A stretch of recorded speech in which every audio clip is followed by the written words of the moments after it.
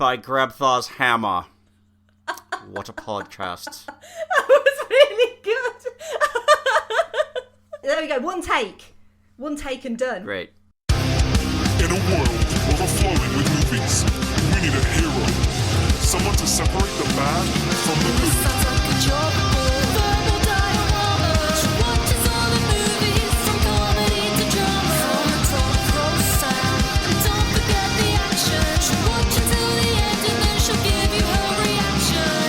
Movies you know, movies you don't. Prequels, sequels, remakes, and trivia and outtakes. Movies you know, movies you don't.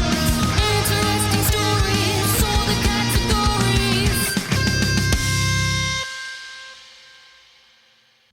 Hi everyone, I'm Em and welcome to Verbal Diorama, episode 54, Galaxy Quest. I am very excited to be talking about Galaxy Quest today for a multitude of reasons, all of which you're going to find out shortly. But first of all, I just want to thank you all for joining me for yet another episode. And thank you for the lovely comments that I got for Serenity. Thank you if you listened to Serenity, and like I always say, whether this is your first episode or you're a seasoned listener of Verbal Diorama, I'm always grateful for you being here and for you listening to me talk about random movies on a podcast. It goes without saying that if you do like this episode or any episode, if you would take a moment to rate and review the show on something like Apple Podcasts, that would be absolutely wonderful. It is literally the best way to show that you love Verbal Diorama. It's completely free and it's literally 2 minutes of your time. I would be super grateful if you would do that. And also, I realise I never say this, but if you do like this podcast, tell your friends so that, you know, they might enjoy listening too. That would be wonderful. Right, I want to welcome a special guest to Verbal Diorama. I don't have guests on the podcast very often, but when I do, I like to include people of a certain calibre.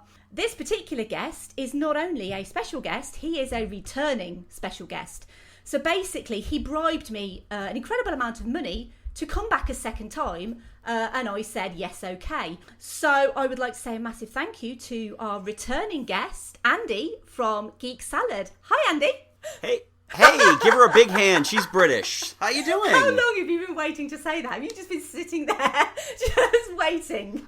Since you said hello and welcome to Verbal Diorama, episode 54. Well, I mean, regular listeners of the podcast will remember Andy from episode 23 when he came on for Mystery Men, and that was a super fun episode. We had a great time talking about Mystery Men, and so I believe it was actually in that episode we said that you would come back for Galaxy Quest, and fast forward 9 or so months, and here you are back for Galaxy Quest. I am thrilled about this. Yeah, this is like the first time that I think I've ever like committed just on record that I will do another show.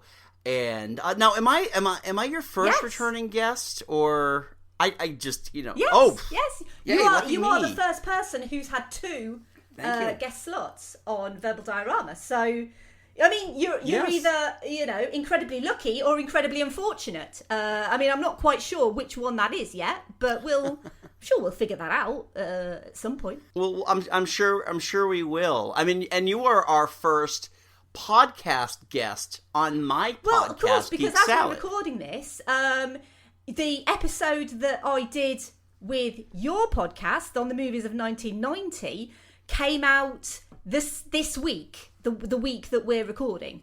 So it seems a little bit incestuous, but it's not. It's just, I've been begging to go on your podcast for a long time. You finally acquiesced to my request. And then it just kind of made sense for me to go on your podcast, where there was obviously 6 of us on one show, which was crazy, but, you know, crazy good fun. And then, it kind of just made sense to align the stars, so to speak, and to get you back on for Galaxy Quest. And I'm really excited too, and I'm sensing a trend also, and I don't know if you were going to save this for later, but both shows that I've appeared for were both released in 1999. I mean, 1999 was a very, very good year. I think it's seen as one of the greatest kind of years of modern cinema. So I think it kind of makes sense that they are both movies from 1999. And I think I said to you, didn't I, that when your podcast gets to your movies of 1999, I want to be on it. But I think that's probably a while away. God willing, I'm alive in 9 years, so 2020 hasn't tried to take me down yet. So yeah, I think it's just a very lovely coincidence that both Mystery Men and Galaxy Quest, both comedies, both genre comedies, both not as kind of commercially, well, Mystery Men a bit more of a commercial failure than Galaxy Quest, but even then Galaxy Quest was never a massive huge success. So yeah, it's quite interesting that we've kind of aligned the two, but I think there is a lot of similarities between the two, but I think Galaxy Quest is a bit more pure in its intentions, and that's something that I really want to kind of talk about with you, because we obviously both love Galaxy Quest, and that's kind of why we're here. So yeah, I think without further ado, let's talk about Galaxy Quest. Well, let's listen to the trailer for Galaxy Quest.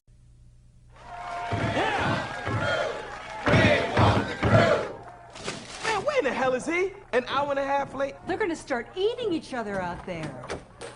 Whew. Your commander is on deck. For years, Never give up. Never surrender. the cast of Galaxy Quest have played the same parts. Never give up. By Grabthar's hammer, by the sons of Warvan, I shall avenge you. I will say that stupid line one more time. Their careers were bravely going By Grabthar's hammer. nowhere What a savings. until You are our last hope. their biggest fans I must say that standing here in your presence is the greatest honor we could ever have hoped to achieve. requested a command performance. Hey, where's my limo? We have studied every facet of your missions and strategies. We are actors, not astronauts. You will save us. That was a hell of a thing. This Christmas, Laredo, take us out. You gotta move to the right. Would you sit your ass down? You want to drive this to... they're not just acting like heroes. The whole thing was just a misunderstanding. They must become heroes. They look like little children. Hi, little guy. Oh, darn. DreamWorks Pictures presents Tim Allen, Sigourney Weaver, Alan Rickman, Galaxy Quest. You're just gonna have to kill it.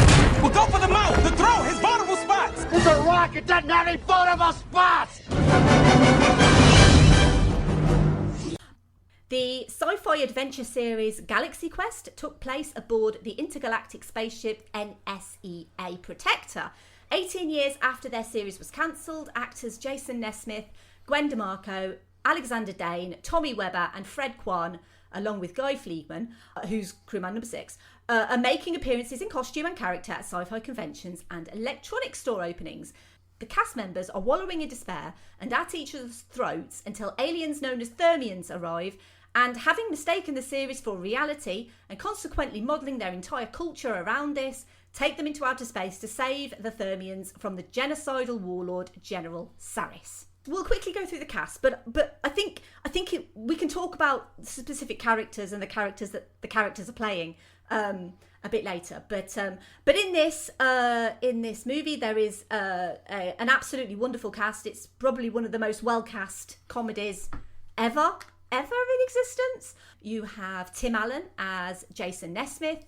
Sigourney Weaver as Gwen DeMarco, Alan Rickman as Alexander Dane, Tony Shalhoub as Fred Kwan, Sam Rockwell as Guy Fleegman, Daryl Mitchell as Tommy Webber, Enrico Colantoni as Mathazar, Robin Sachs as Saris, named after the critic Andrew Saris as well, Patrick Breen as Quelloch, Missy Pyle as Laliari, and Justin Long as Brandon. The screenplay was by David Howard and Robert Gordon. The story was by David Howard and it was directed by Dean Pariseau.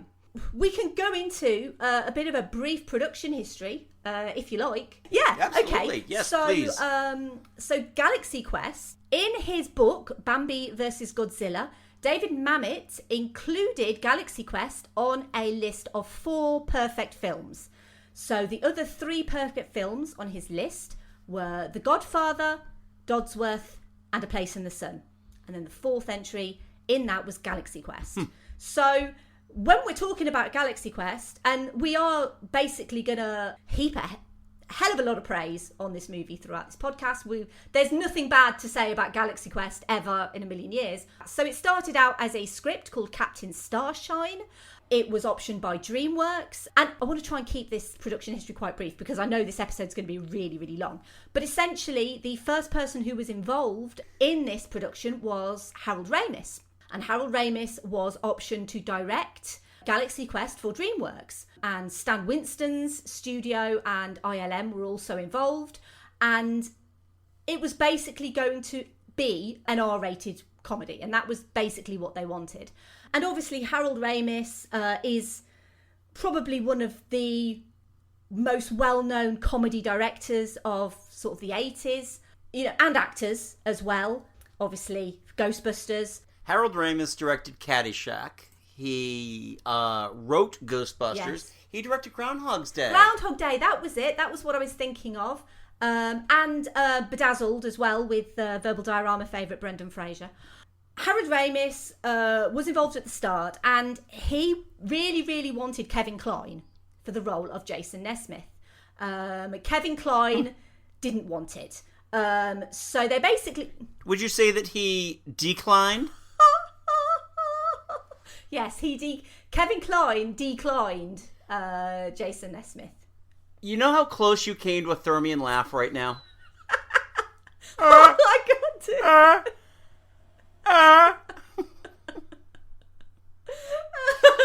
Don't make me laugh, because otherwise this episode is literally just going to be me bursting into laughter. But then I suppose this is Galaxy Quest, and that is something that Galaxy Quest does really well. But your job is to not make me laugh.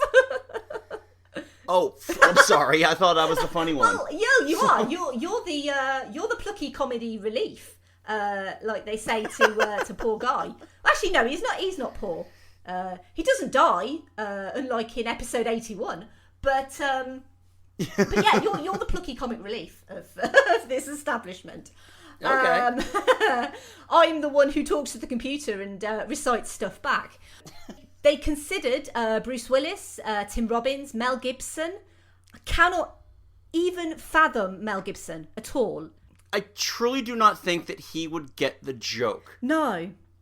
I think that there are certain actors that just do not have that level of self-awareness, not only about themselves, but about the industry on the whole.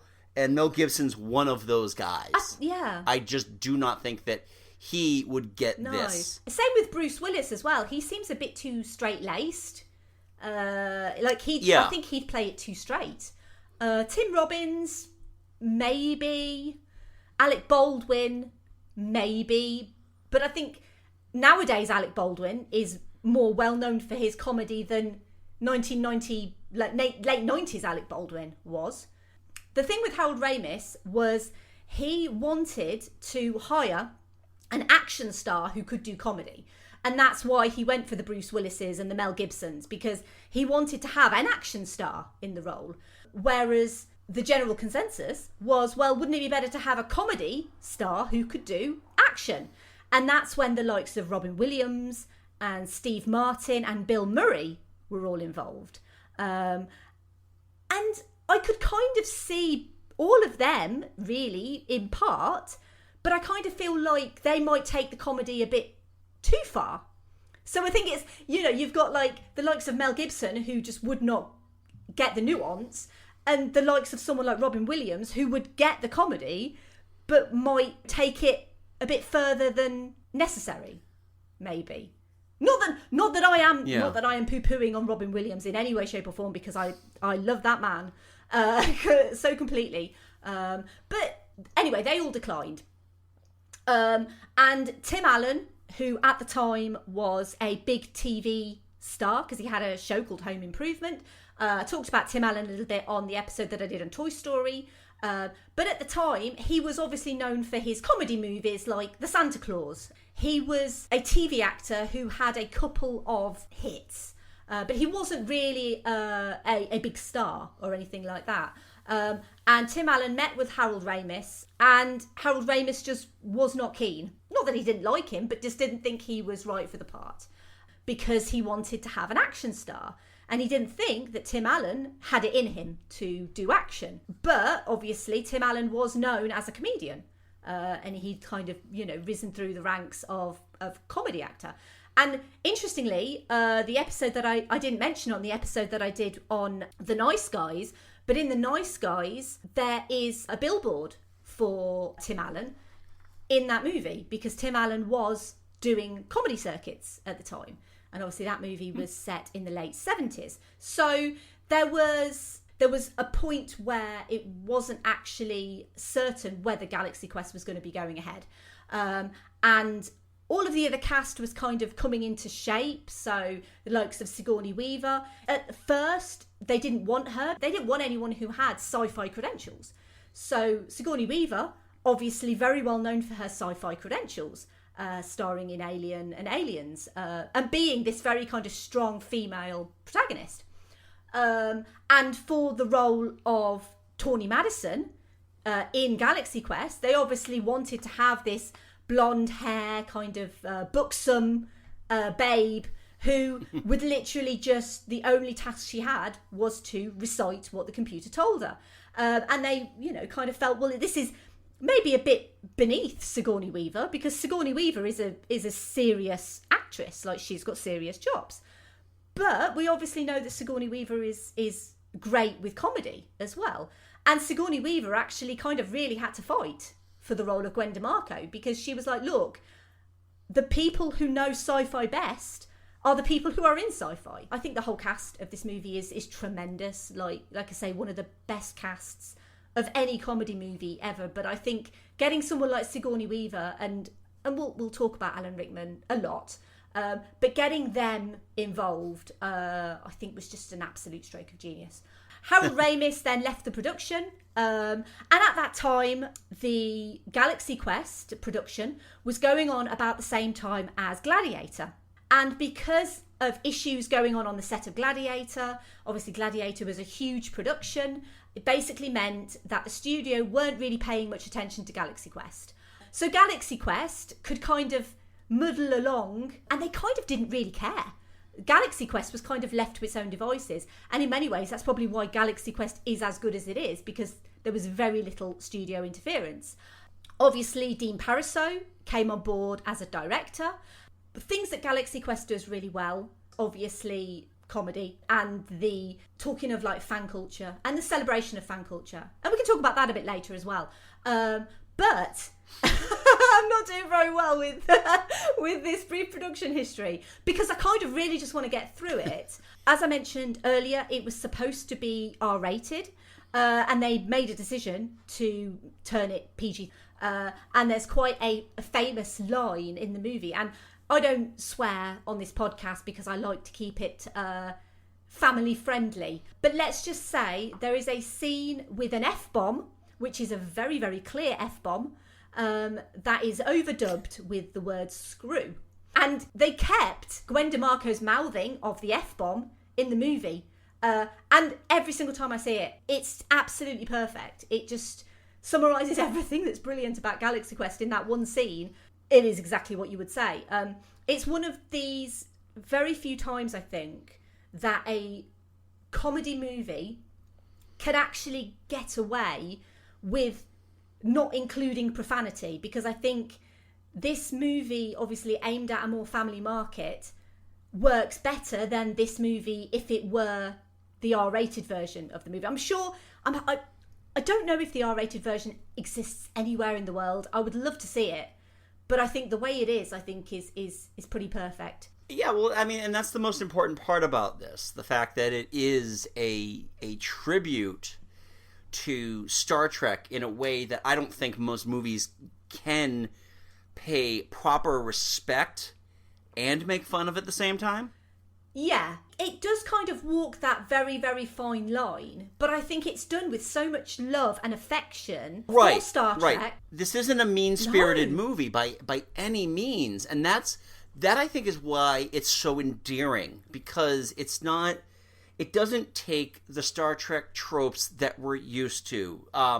Tim Allen, who quite honestly is so perfectly cast in this, because if there was any actor from the 90s that was going to hit that Shatner slide, it would totally be him.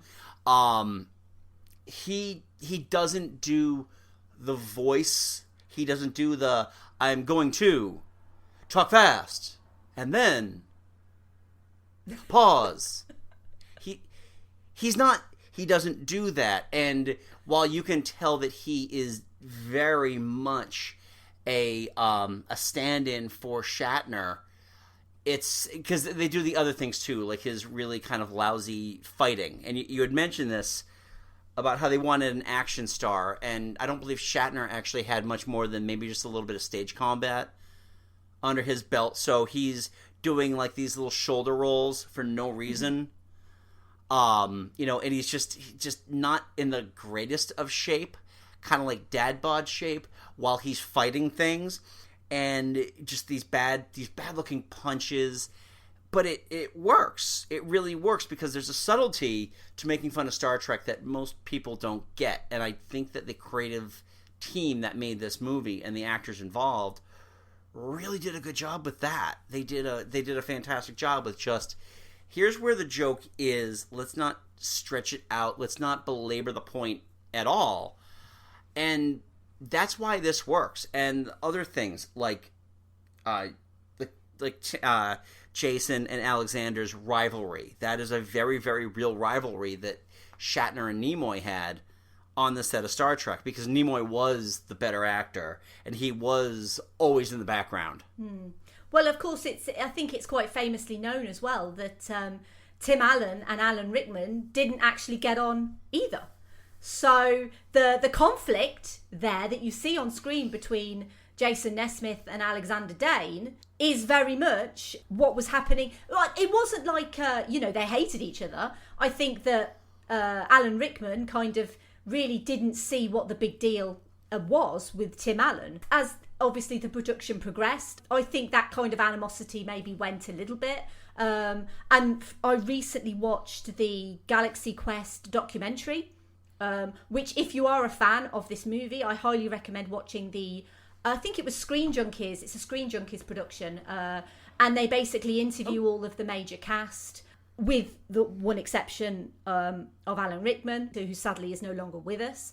But they obviously talk a lot about the production, and it's a genuinely fascinating documentary. I absolutely adored listening to them talk about how fond they are of this movie. And I think with a lot of actors, sometimes I feel like, if something's having an anniversary, a 10th anniversary, a 20th anniversary, a 30th anniversary, they'll go back to the original actors and they'll say, what was it like working with so-and-so? And they'll be polite and they'll say, oh yeah, we had a great time. It was a wonderful working environment, etc., etc. But I feel with Galaxy Quest, it was a genuinely great time. And they did have a genuine rapport with each other. And they love the property. They love the characters. They love the fans. Because it's almost like life imitating art. No, it's like life imitating art. Because the fans of Star Trek and the fans of Galaxy Quest, they're their own kind of separate entities, but they're also kind of the same people as well, because people are still fans of Galaxy Quest. I wanted to ask you, actually, Andy, what what your history was with Star Trek. Were you a fan of all of the different Star Treks? What Star Trek do you like the most, so to speak? Okay, so I am firmly in the camp of the movies. I grew up with the TV show. It was something that I would watch if it was... I've told this story before, that really the only time I ever watched Star Trek was when I would stay at my grandmother's house, and she would watch her soap operas, and then she would go lay down and take a nap, and then that's right afterwards would be Star Trek. And we stayed over there quite a bit, so I would watch Star Trek without really totally getting it. And it was right around the time before Star Wars had come out, because there are that memory. Certain other childhood memories are almost like shadows, because once Star Wars came out, that was it. I was invested, and that is my thing. I am a Star Wars guy through and through. However, I have a very distinct fondness for the Star Trek movies. Wrath of Khan is one of my absolute favorites. I'm one of the people that actually loves the J.J. Abrams Star Treks, which, by the way, have a lot of Galaxy Quest DNA in them. In fact, Abrams was very, very, very inspired to take some of that jokiness of Galaxy Quest and incorporate that into his Star Trek, and it shows. It absolutely shows. Not as much as, when you're doing this type of Hollywood meta humor, but just throwing in the things that people will notice and point and laugh and go, "Oh, that guy's wearing a red shirt. He's going to die horribly in 5 minutes." But yeah, and then stuff like the Next Generation and all the other stuff. I enjoy it. I can appreciate the fandom for it, but personally, it's really just the movies I'm into. Yeah, I'm kind of very similar kind of camp to you, really. I do remember watching the original Star Trek TV show, because it was kind of one of those things that was on a Saturday or Sunday morning. They would show the original Star Trek. And then I started watching The Next Generation, but I was never a massive fan. But if it was on, I would quite happily sit and watch. I never really got into any of the other TV shows. But then the J.J. Abrams movie, I was really invested in. We actually did, about a year ago, we actually had done a ranking countdown of all of the theatrically released Star Trek movies. And we, just as kind of a joke, we threw Galaxy Quest in there, and I think it placed number 6. Ah. And that's out of 14 films. So, just as kind of I thought it would just be funny, because it's a better Star Trek movie than most Star Trek movies are. Well, it's interesting you say because there was a Star Trek con in 2013, and they were basically the people who went to that con were told, rank your Star Trek films. And because it was 2013, there were only 13 of them at the time, because the Star Trek Beyond movie hadn't come out yet. But they included Galaxy Quest as a canonical Star Trek movie, and they ranked it as number 7. So it's interesting that you say that you ranked it number 6 out of 14, and they ranked it number 7 out of 13. So I assume your number one was Wrath of Khan then? Yes, our number one was Wrath of Khan, but it was kind of close between that and Star Trek IV: The Voyage Home. And it's one of these things. I really don't want to get too off topic on this about Star Trek, because we're talking about Galaxy Quest, but I feel if you need to indoctrinate yourself into these movies, you do need to start with the first movie, the motion picture. Mainly because it is so long and so silly and just so bright, and there's just there were 1,001 things wrong with the movie, but it's still kind of just you have a soft spot for it type of thing. And then the tone completely shifts by the time you get to 2. But when you get to the Wrath of Khan, all of a sudden, now you've got this serious movie that actually feels like a real motion picture. And as I am kind of plotting out for my 12-year-old daughter what movies I'm going to show her, She's already seen Galaxy Quest. She watched it with me last week in preparation for this, and I'm not gonna do the show with her. She wants to watch the show. She can watch it kind of on her own time. But with the movies, it's going to be the first one, the second one, the fourth one, and then we'll just go from there. We'll see what she likes and what she doesn't like. But I would highly recommend at least the first 4 movies. Outside of the Abrams stuff. The Abrams stuff is all gold. Yeah, well, I mean, I don't think it's all gold, but... no, don't... I absolutely... My best friend, or one of my best friends, Jim, who you met on our show, actually said that Into Darkness is the best movie he had seen since Scorsese's The Departed. Really? Okay. Yeah. I mean, I kind of rate the first J.J. Abrams Star Trek. I haven't seen Into Darkness or Beyond for a while. To be fair, I know this might sound a bit iffy, but I can't actually remember the plot of Star Trek Beyond. It wasn't the most memorable movie for me. Maybe that was because it kind of came out in 2016, and that was, there were some good movies that came out in 2016. So... It's also the most TV episodic out of all 3 of the movies. The other 2 are very, very cinematic. Beyond is a very good movie in its own right, but and this kind of falls in too with some of the other Star Trek movies, like 5, 6, all of the Next Generation movies. They all kind of feel just like extended television episodes. Okay. But yeah, I mean, the 2009 Star Trek is just... It still just makes me happy it exists. When I hear the Giacchino theme, I get excited. The 2009 Star Trek movie, I think, it had no right to be as good as it was. It's one of those that, right. when they said they were going to be rebooting Star Trek, everyone was like, well, it's going to be terrible.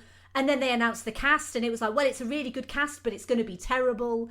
And then it was actually good, and it was one of those things that it had no right to be as good. And I feel like Galaxy Quest is very much in that vein, in that it has no right to be as good as it is. Absolutely, with Galaxy Quest. I don't think it's important if anyone who watches Galaxy Quest has deep knowledge of Star Trek. The thing with Star Trek is it's so ingrained in pop culture that it's very difficult not to have seen something Star Trek in your life. Right. But I'd argue that you don't have to have been able to sit and, watch Star Trek in its entirety, or even watch episodes of Star Trek or movies of Star Trek in order to enjoy Galaxy Quest, because it is very self-contained in its own kind of entity. But like you said earlier, it is kind of picking and choosing little bits to affectionately parody, because nothing in Galaxy Quest is ever done to mock or to make fun. It's very, very loving and affectionate.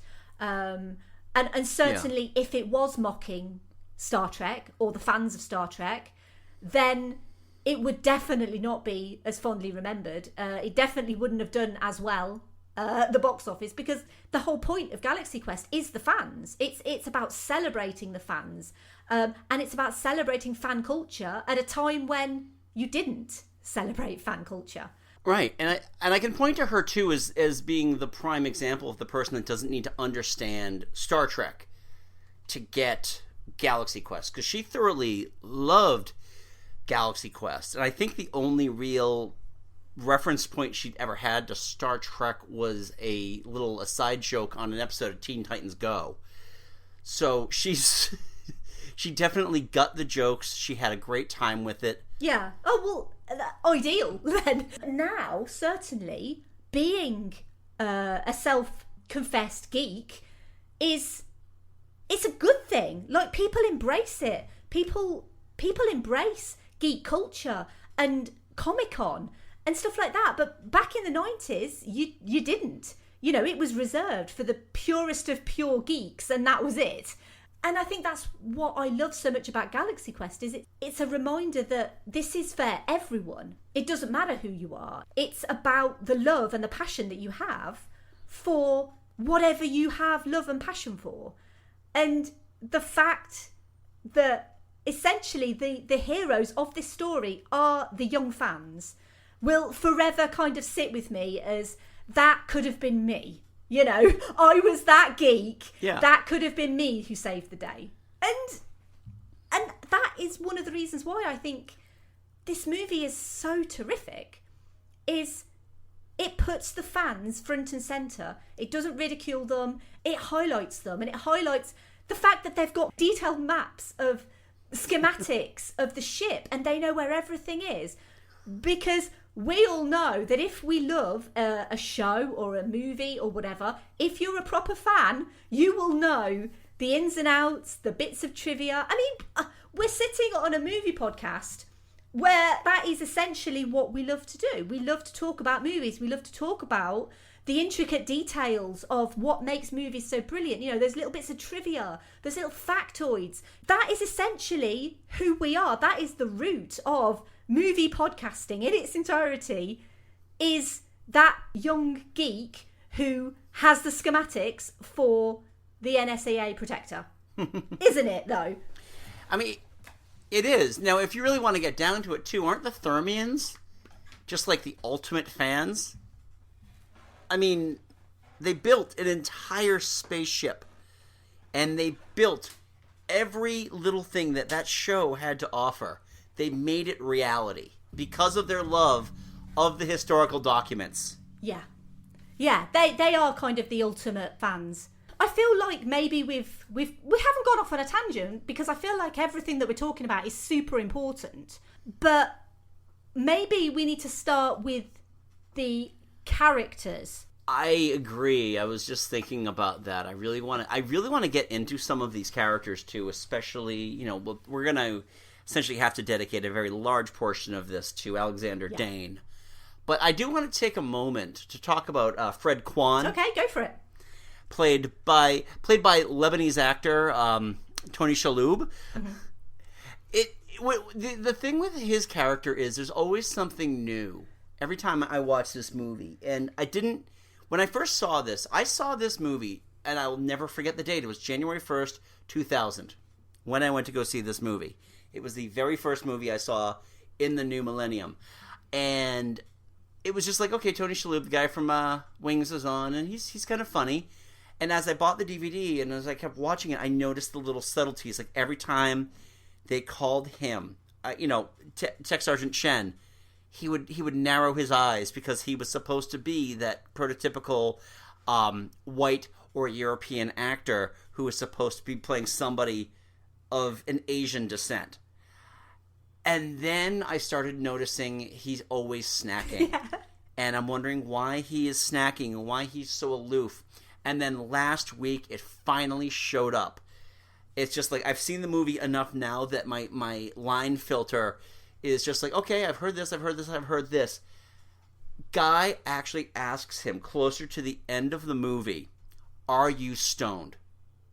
I had never heard that in 20 years of seeing this movie. And I'm like, I've always thought that. Thank you for finally confirming that. Tony Shalhoub is a genuine, brilliant revelation in this movie, because if you look at the script for his character, Tech Sgt Chen specifically, but also Fred Kwan as well, the script actually doesn't give him that much to do.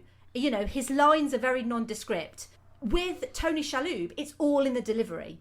Everything is in the way that he enunciates his words, the looks that he's giving on screen.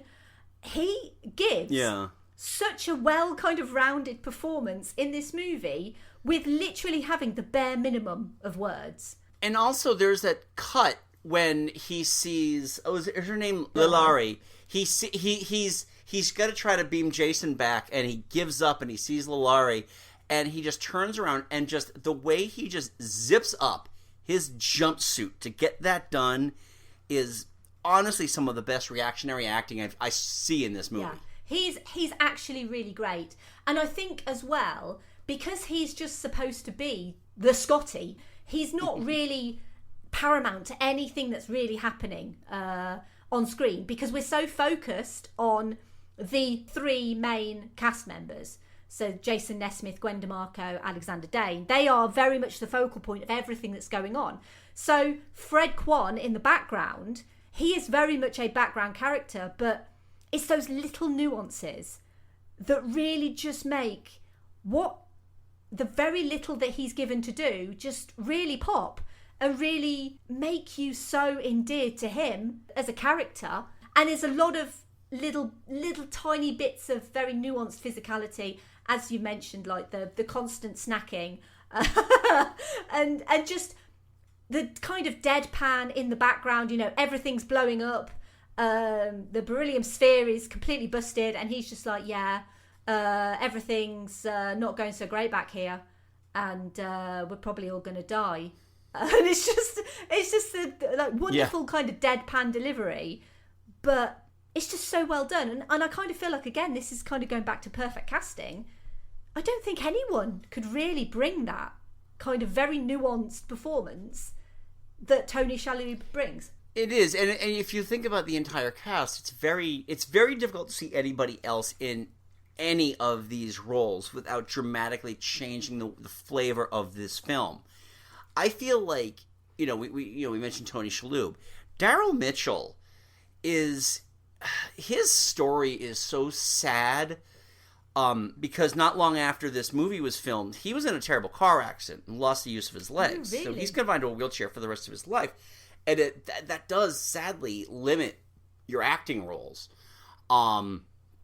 Especially if you're dealing with something in the 2000s. Now, I saw that, and, go ahead and look, and I could very well be wrong on all of this, but he was always a really good actor in the movies that he was in, the TV that he was in. He was really good on the show. I don't know if you'd ever watched it in the 90s, called The John Larroquette Show. I don't know of it. And he actually is quite he was quite good in it. But he just this whole thing he brings as being like the guy who grew up with this show because he was a kid, played by Corbin Bleu. Mm-hmm. By the way, I am today years old when I found that out. Yeah, the guy from High School Musical. Yeah. Yeah. He was young Tommy, and to have the way he does everything, and it's not over the top. Even when he's kind of freaking out over everybody backseat driving with him, as he's just trying to pull out of the space dock. Which is one of the best scenes. And you can tell his nerves, and you can just see just the look on his face. And there's this moment when he's just trying to get them through, and because I do this when I drive sometimes, and I'm having a difficult time with where I'm driving to, where I just kind of like have that 1,000-yard stare, and I just purse my lips the same way he does. And it's so much fun to watch, because this character not only could be played, it could honestly be played as a stereotype, for lack of a better term, and I really am happy they avoided that and just had him be the child actor who never got that extra break and is now just known as the pilot. Yeah, he's very his name escapes me. What's the name of the actor who was in Star Trek The Next Generation, who basically started out as quite a young lad? Will Wheaton, of course. Well, Will Wheaton's got his own nerd empire now, so I don't cry for Will Wheaton. I certainly don't cry for Will Wheaton either, other than the fact I couldn't remember his name, and that would obviously upset him greatly. It seems to kind of be a very kind of affectionate look at a Will Wheaton-esque kind of actor, someone who started out quite young, and I think Will Wheaton is very much aware of where he's come from, very much aware of the fan culture around Star Trek, and seems very kind of grateful and very happy to still be involved. Actually, he was in the Galaxy Quest documentary. I'm sure he was. Yeah. I really, one of the standout scenes for me is the scene when he's kind of pulling the ship out of the bay for the first time. Yes. And it, they make a point of saying in the historical documents, they watched you pilot the ship, so they know how you fly. And then it's kind of this kind of stark realization of, well, that actually wasn't me, and okay, now I need to remember how to fly a fictional ship. And the look on his face, I think, is just pure brilliance, because he kind of slowly kind of edges this thing out, and he thinks he's doing really well, and he's like, yeah. and then it starts veering, and you see all of the characters kind of lean as the ship is veering. Yeah. And it's one of those things that it happens, you know. You do kind of have that. When you go bowling's a great example. It's kind of going in the wrong direction. You're kind of willing it, and you go, no, just go back that way just a little bit. The fact he scrapes it down the side is, we've all done that. When we've taken a car out for the first time, everyone has kind of had that little scrape. It's one of those, I think, classic moments in any kind of comedy, I think. But this movie is so full of those classic moments. Let's talk a little bit about Jason Nesmith, if you'd be so kind as to indulge me. Oh, I'd be happy to talk about Jason Nesmith. Now, I just found out also in reading the trivia about this that the whole bathroom scene is based on a real life event that happened in 1986 with Leonard Nimoy, where he was at a con and he had to use the bathroom, and he overheard a couple of guys that were there just making fun of just how pathetic it made him to keep reliving this past glory. And this is prior to the very, very famous Saturday Night Live Star Trek convention bit that he did with the Get a Life. That scene alone kind of drives Nesmith to kind of just be kind of a better captain, not so much a better person. That comes much later in the movie. But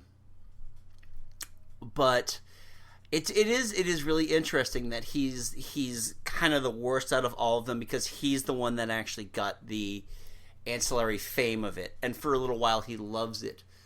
But then he loves the adoration of the Thermians and the fact that they just fawn over everything that he does, and everybody else is still trying to get their bearings on the fact that this is all real. But when he finally kind of has to out himself that he's not really a starship captain to Malthazar, it's really heartbreaking, and quite honestly some of the best non-Buzz Lightyear acting that Tim Allen has done. Yeah, the way that I feel about Jason Nesmith, he is very much set up as the kind of guy that you love to hate, because he's got this success. He was a star of this TV show that got cancelled. There are a lot of parallels between Galaxy Quest and the previous episode on Serenity, in many ways, because Serenity was obviously an ensemble TV show that got cancelled. Serenity is still very, very popular on the con circuit.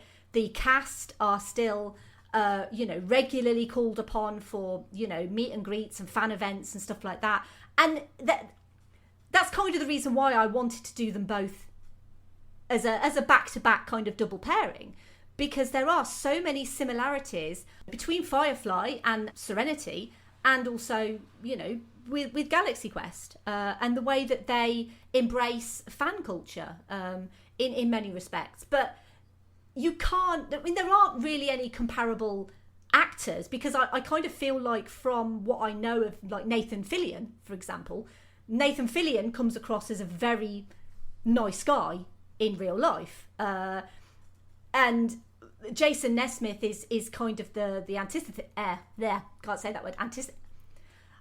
Maybe I shouldn't say antithesis.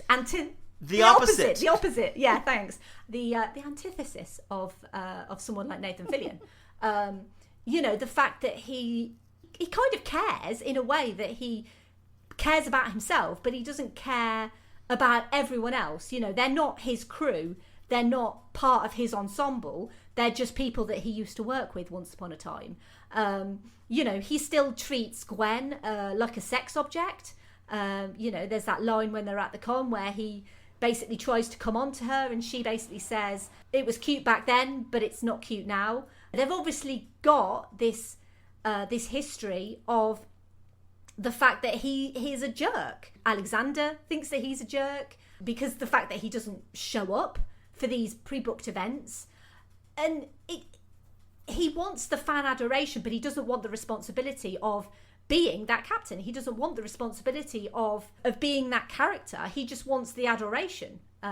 He wants to feed his own ego and feed his stomach with booze, essentially. And one of the things I like so much, I think, about the actors who are playing the characters is how the dichotomy between the actors playing the characters. So Jason Nesmith, washed up, drunk, has been, is, the complete opposite of Captain Peter Quincy Taggart, who is heroic and always talks about, teamwork and all of that. And then Gwen DeMarco is very, very strong. She's the one who is kind of essentially leading the team in his absence, whereas Lieutenant Tawny Madison is very timid and literally is just there to repeat what the computer says. So there's so much kind of interesting material that they're given, but it kind of adds a lovely little layer onto the movie, because I feel like if Jason Nesmith was heroic and always talking about teamwork and loving being with these people that he worked with and having respect for everyone, Peter Quincy Taggart, then there would be no way to differentiate between those two characters. So I think the movie kind of has to do that, but the way it does it, it shows really wonderful character growth as well, from kind of the start to the end. Yeah, no, it actually makes a lot of sense too, because the crew is looking for a leader. The Thermians are looking for a leader, and it is kind of nice that Jason can grow into that role after almost 20 years of just being the star of the show, and really just kind of being that person who is taking the best lines and always ends up with his shirt off at the end. And it is really nice that they do come together as a team. I mean, quite honestly, I would have loved to see one of the continuing adventures of Galaxy Quest episodes. We can talk about the proposed TV show a little bit later, but yeah, there obviously was a proposed TV show that would have gone into some detail, maybe with the continuing adventures of Galaxy Quest. Can we talk a little bit about Dr. Lazarus and Alexander Dane? Because I do. Yes.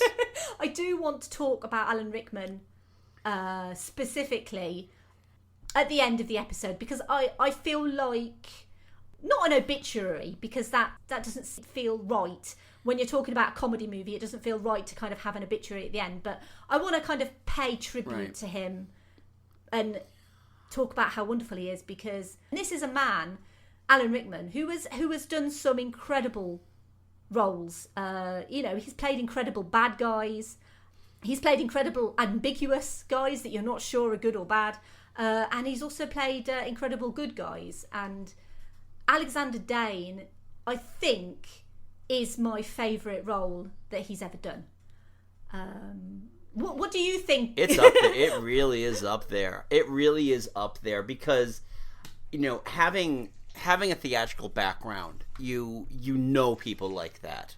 You know those people that got stuck in a role. I actually have a friend who, and he's not to the extent of having that nervous breakdown and mentioning all the other great things he did, but I have a friend who has played John Adams, not John Adams, but he's played one of the characters in the musical 1776, Dickinson, multiple times. And it's kind of like, if you're doing a local production of 1776, let's just call Craig. Craig will come in and he'll do it. And it's that kind of thing. And when I talked to Craig about Galaxy Quest, he identifies with Alexander, because Alexander is that person who had these amazing highs before the fame hit. And now that is it. And that is what he is known for. And you can... The beauty of him saying, I'm not going out there, there's nothing you can do or say to make me go out there. And Jason just tells him the show must go on. And he's such a consummate actor. There's that bit where where Jason is fighting Grignac, and Alexander asked him what his motivation was. He's a rock monster. He doesn't have any motivation. And he just goes off on Jason about never being serious about the craft. And it's just these great actor jokes that, again, you don't have to be a Star Trek fan to know the actor jokes, but they just work. Coupled with this just brilliant delivery that Alan Rickman has in every one of his roles. It's just, because he did not want to, he initially didn't want to do this movie because he doesn't like sci-fi, but he found it funny enough to let him do that. You think about some of his other great roles, like the Sheriff of Nottingham in Robin Hood, Prince of Thieves. Totally didn't want to do that one unless they let him rewrite all of his lines. And they did, and he's amazing in that. You feel the frustration in a man who is known for being a classically trained actor. Because they say about 5 curtain calls. Oh, I definitely think he was plucked from the British stage. The character of Alexander Dane is very much the quintessential British actor. He did his shows on the West End. He did his thing with the Royal Shakespearean Company. Yeah. I can fully understand the frustration of being so in tune with your craft, being classically trained, being Richard III. Having that on your CV, or if you're in America, your resume, to have such a classic list of all of these things that you've done, and then to obviously take a role in a TV show, because let's be honest, actors also need to work. There is never any shame, in my view, of any actor taking an acting job on any TV show. But I think back in the 80s, it was kind of seen as, well, this is kind of, because TV back then it's not like Game of Thrones, it's not like people get picked on Game of Thrones and it kind of improves your credibility to be on a TV show like Game of Thrones. But on a TV show like filmed in the 80s, like Galaxy Quest, it was probably seen as a bit of a step down. So for him to have to do that, and then for him to have that literally be the only thing that he's known for, it must grate him every day to have to put that hairpiece on, headpiece, beg pardon, and put the makeup on and say the line, and and the line that you delivered so perfectly at the start, and to have to do that every single time you go to a convention because of your association with this one TV show that you probably liked at the start and now you just absolutely detest in every way. Alan Rickman, as an actor who got his acting career started quite late in life, he is so dedicated to the craft. That voice is, I swear to God, not only one of the most memorable voices in cinema, but also, I argue, one of the sexiest voices as well.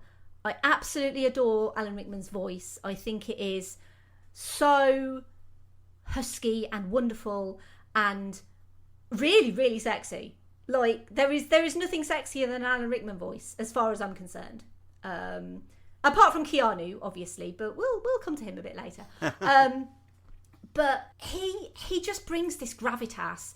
He brings this thespian. It feels very much to me, and I know we've kind of said that everyone is so perfectly cast. You need somebody who's put upon, not somebody who is putting upon. Yeah, and I think you've hit the nail on the head there, because I think that is what Alan Rickman does so well. He is so put upon. He is so frustrated.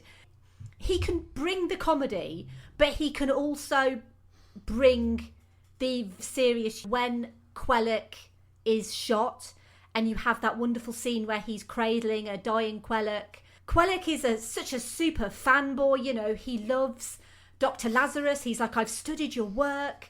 He knows about the traditions of Dr. Lazarus's people. The Maktar Chant of Strength, I think it's called. Yes. And all of that. So he's a fanboy. He's a proper fanboy. And the fact that there is no prompting, throughout the movie, Alexander Dane is prompted to say the words, and he's just like, I don't want to say it. And then it's like, oh yeah, by Grabthar's hammer, blah, blah, blah. But the one time he actually needs to say it, he says it with conviction.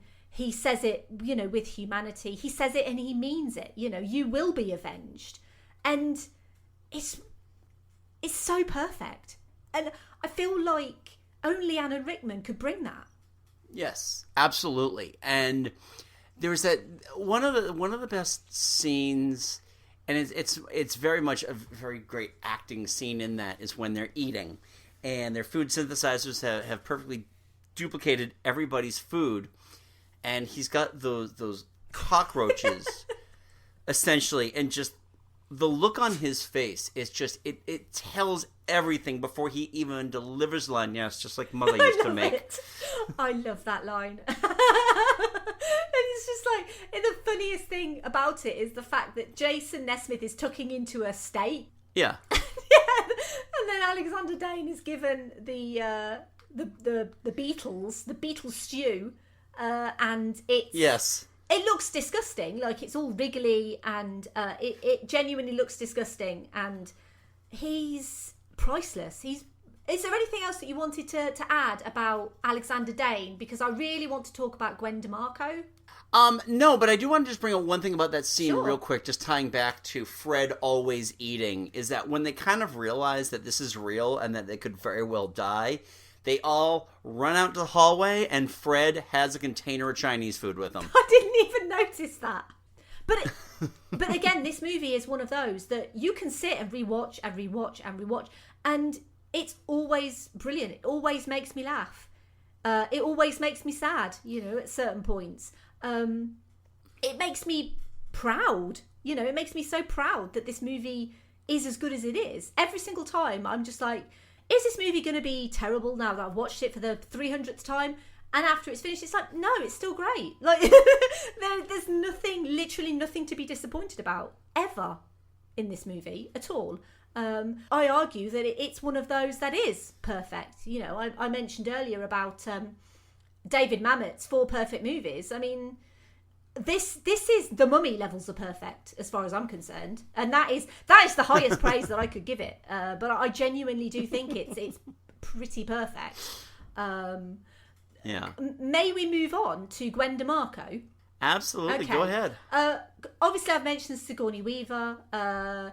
She is a phenomenal actress. She is known for her strong female protagonist roles.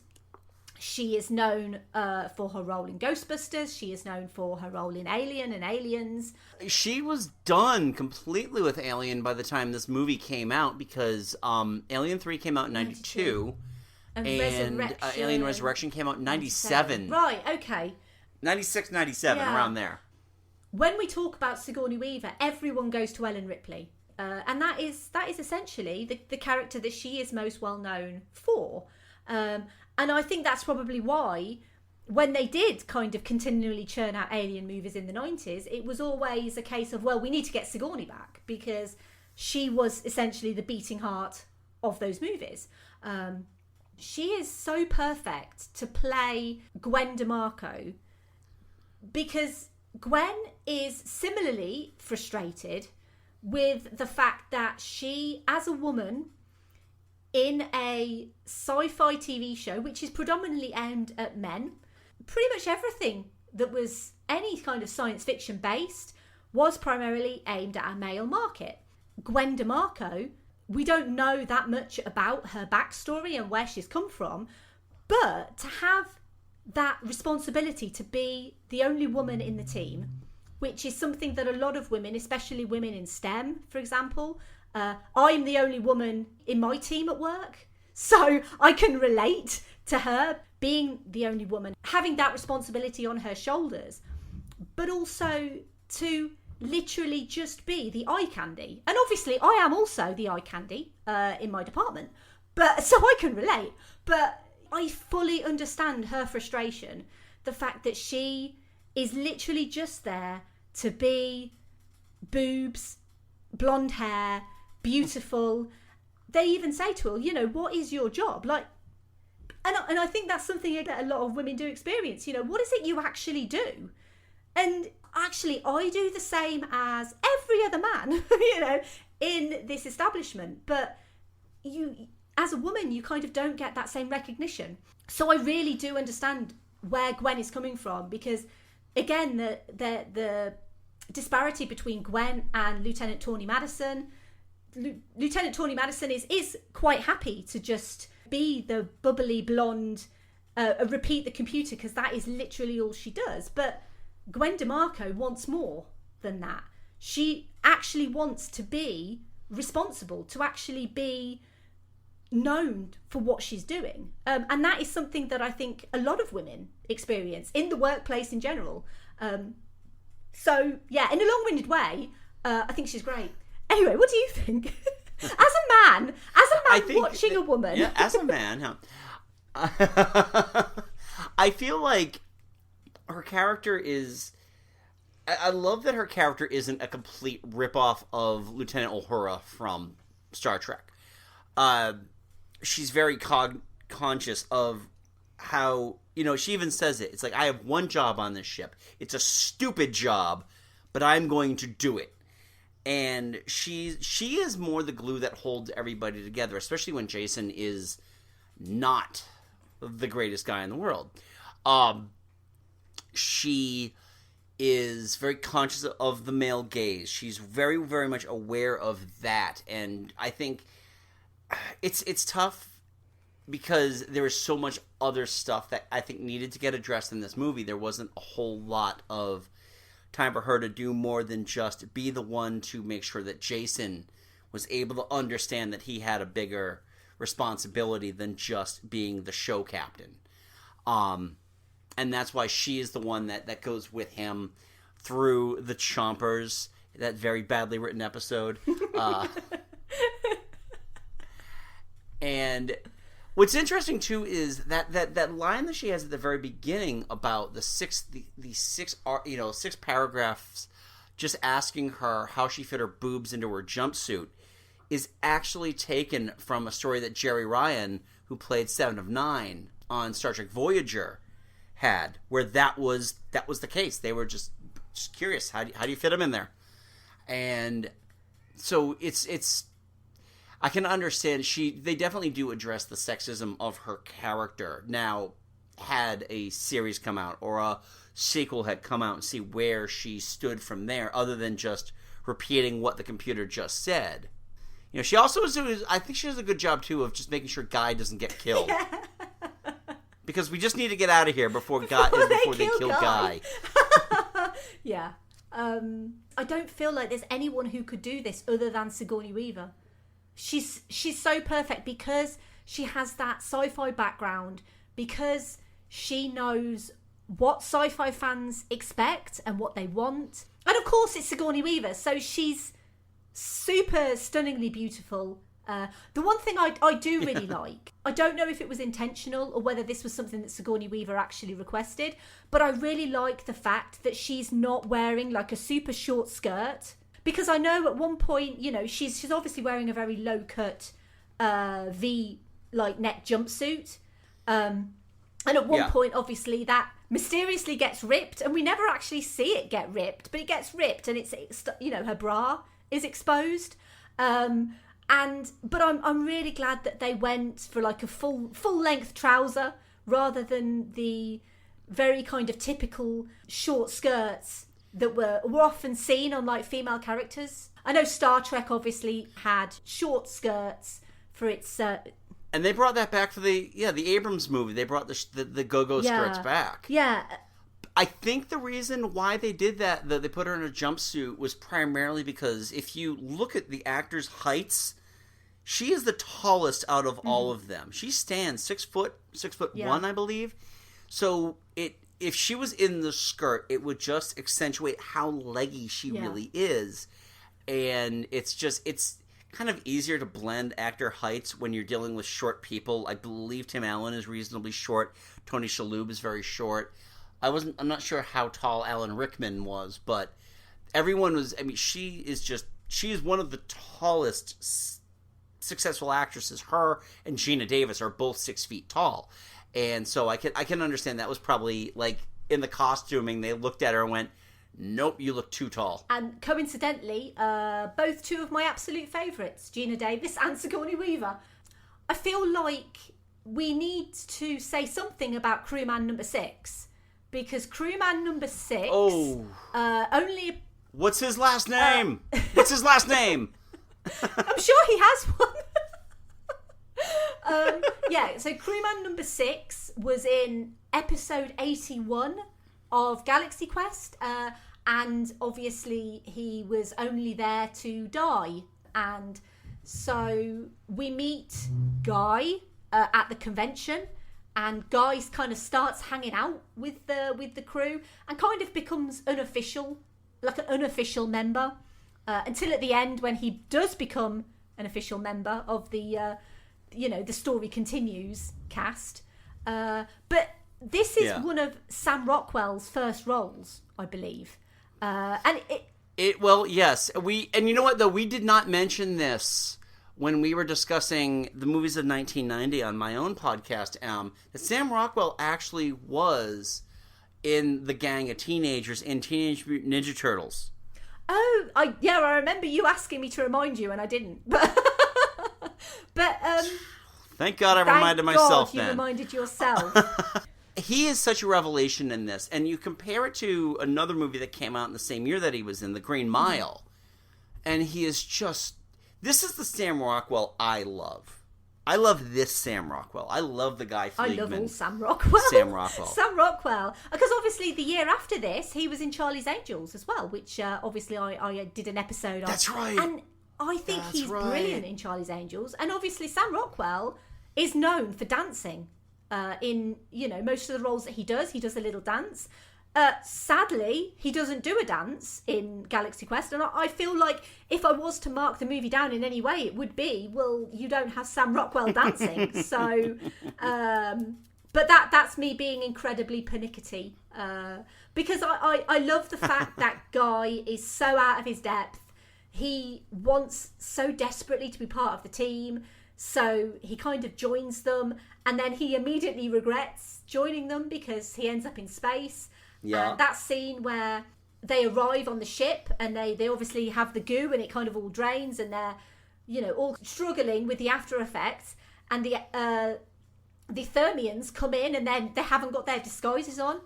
It's one of the funniest things, because not only do they not have disguises on, they've got all these tools, and they start kind of poking and prodding people and putting guns in people's ears. And Sam Rockwell's scream in that scene is probably one of the best screams ever put to cinema, because it's so pure and so petrifying. He's literally like... And totally improvised. Yeah, and it would be. Like, it makes complete sense that it was improvised. I think Sam Rockwell is really great. And obviously... Sam Rockwell would go on to make a movie called Moon, which is one of my absolute favourites. I am going to be talking about Moon at some point, probably next year on the podcast, because I desperately want to talk about Moon. Give me advance notice. I still haven't seen it yet, so you got to give me lots of notice so I can keep talking about them. You need to watch Moon. I will remind you to watch Moon, because... I think you would really enjoy it, because it is genuinely brilliant. It's Sam Rockwell. Yeah. It's basically him on his own, and he carries the whole movie. So it's pretty special, that one. But yeah, Guy Fleegman, as he's credited at the end, is literally a complete fish out of water, and he so desperately wants to be part of this. He wants to be part of the culture, and he wants to be part of the crew. And it's quite nice, really, because it is very much a baptism of fire for him. He's kind of launched into this situation that turns out to be real, and he actually learns to be a crew member, and he learns not to die as well. But as you said, they do make every effort to not let Guy die. Which is quite nice, because there are quite a few occasions where Guy could have died, luckily for him it doesn't happen. Is there anything that you wanted to add about Guy? Not particularly. It was nice to kind of be introduced to Sam Rockwell at this point in his career. He is such a fun character, and I'm glad that they didn't overdo him. And I'm also glad too that he wasn't like the sacrificial character. Like, he died for the greater good, which is a trope that they could have easily leaned on. Yeah, absolutely. I am also glad that they didn't kill him off, because I feel like that would have added a very somber... I mean, we do have somber moments in the movie. You know, we've mentioned earlier the scene where Mathazar is captured and Saris forces Jason to tell him the truth about the historical documents.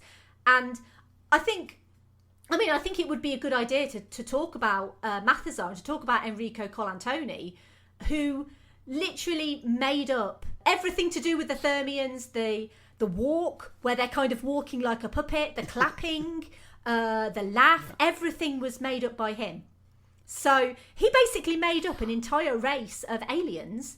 The way they talk, the way that they talk, all of that was all made up by him. So I think he is a genuine revelation in this movie. And I didn't know anything else that he'd been in, because I think he was in some TV shows, I believe. He was on the show Just Shoot Me as a photographer. And he's like one of those guys that has always looked to be about 50 years old, even when he was in his 30s.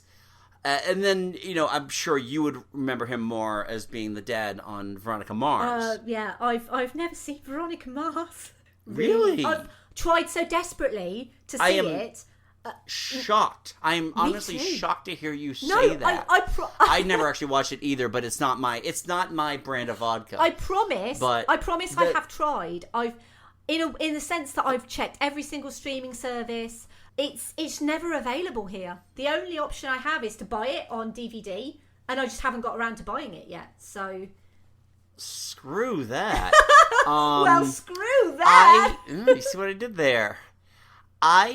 The thing with his character is too, and what's interesting about him, as Malthazar's the drag in his voice when he is trying to talk. It's like everybody else kind of got the English language through their translators, and his is just permanently slowed down. But it works for him, and it makes him stand out more. It makes him more sympathetic. A lot of the other, I think. Yeah, I think so too. Especially because he can. That voice sounds so sad. Even when he's happy, he sounds kind of sad.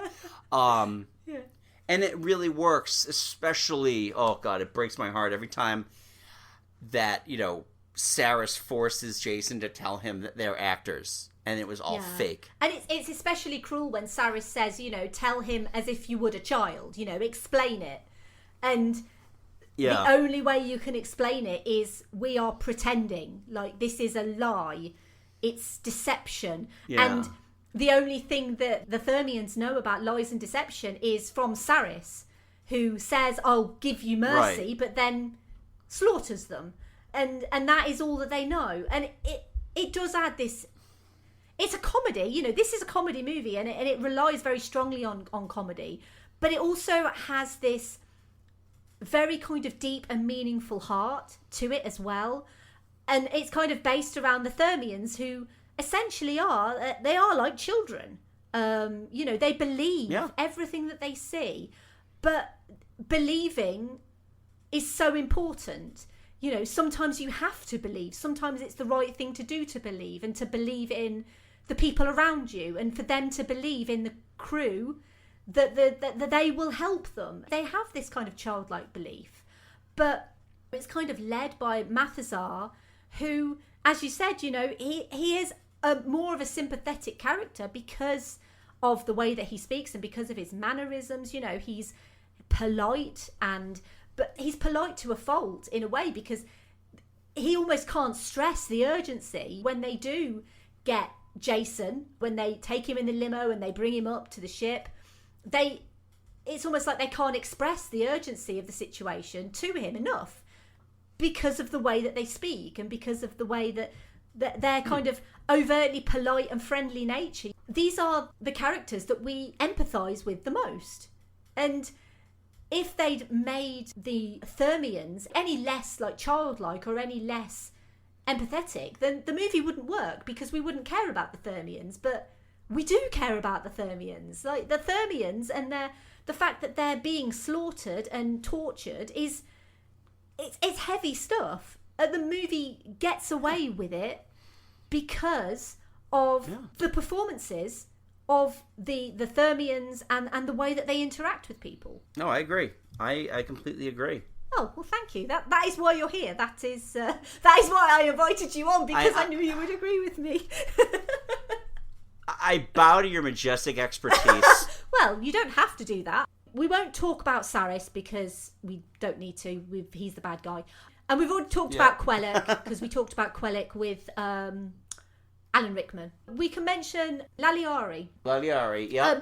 Missy Pyle, who has such a recognisable face. I've seen Missy Pyle in so many things. I couldn't name anything off the top of my head, but she's got such a memorable face that I just know who she is instantly. But I think she's a really great character actor. Like, I've seen her pop up in so many things.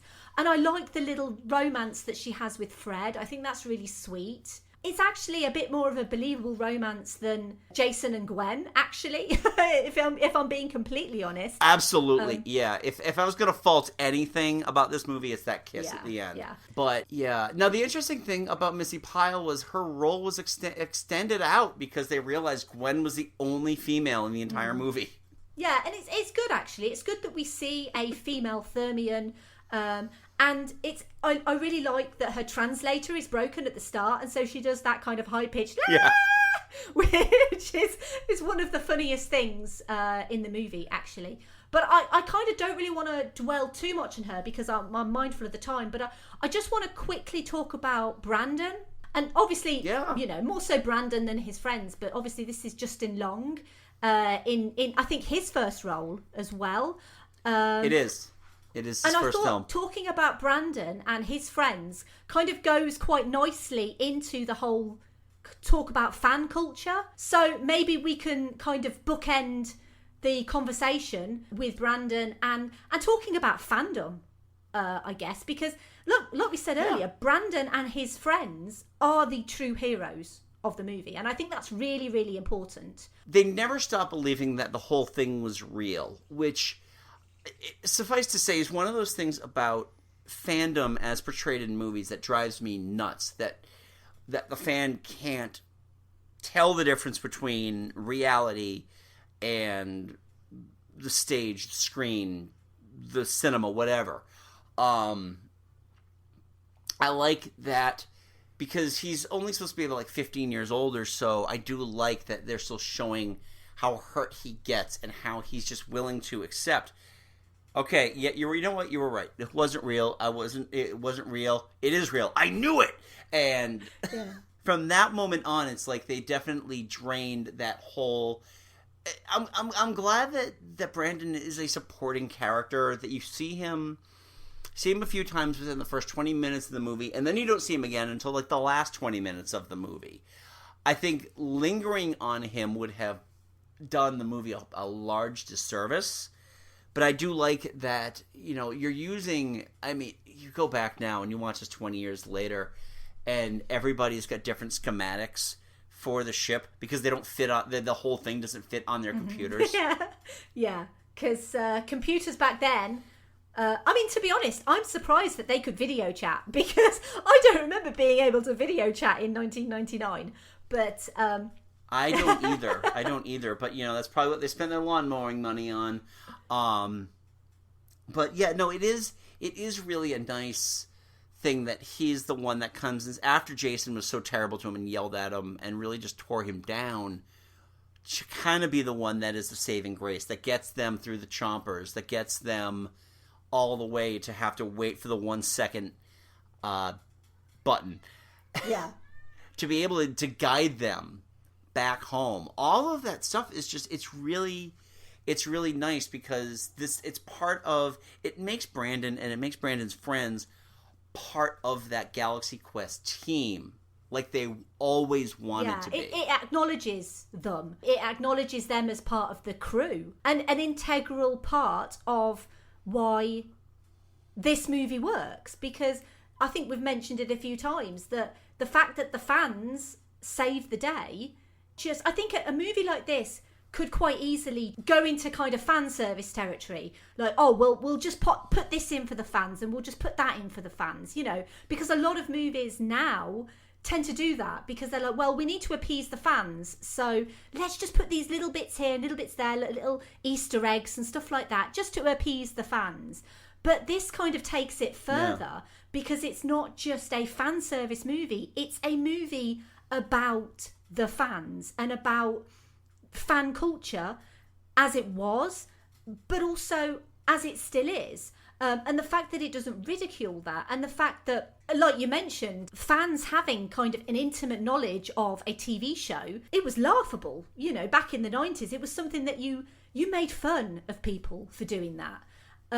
But this movie actually says, no, that is a celebration. That is something to be admired. The fact that you are so dedicated to a TV show that you know everything about it, that is something brilliant. That is essentially why fan culture is so important. And the fact that this movie does that, it could have so easily have taken the mickey out of fans. And it knew that that was the wrong thing to do. It knew that by focusing on the fans and the culture of fandom, that would make it a better movie. I genuinely think that this movie is genius.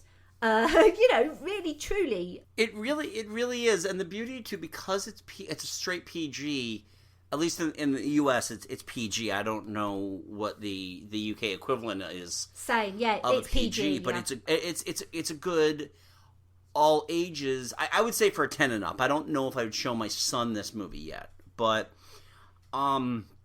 this does a really good job of just giving everybody a place to belong. It's about outcast actors. It's about outcast fans.